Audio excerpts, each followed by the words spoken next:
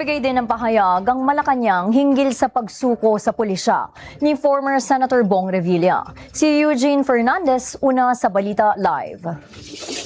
Eugene?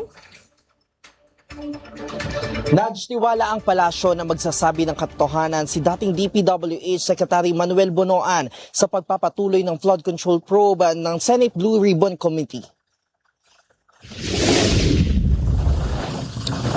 Sa pagharap kasi ng dating kalihim sa investigasyon ng Blue Ribbon Committee, kanyang iginiit na ang impormasyong ipinasa niya sa Pangulo na may kaugnayan sa flood control projects, particular na ay nanggaling sa yumaong dating Undersecretary Catalina Cabral.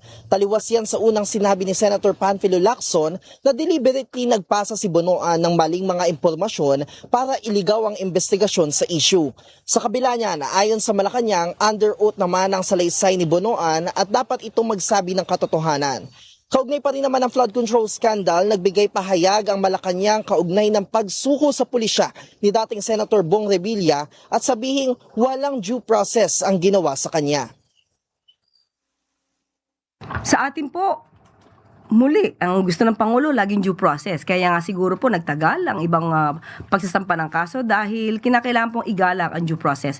Sabi ko nga po, kung yan po ang naging opinion ng dating Senador Bong Revilla, malamang gagamitin niya po yan bilang kanyang depensa.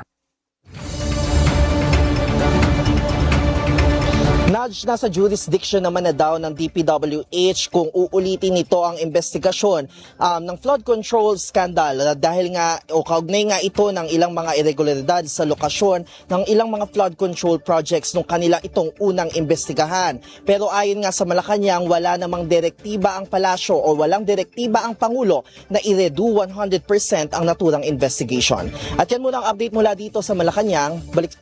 Nauna sa balitang totoo at laging bago, Eugene Fernandez ng IBC News para sa Alauna sa Balita ng Congress TV.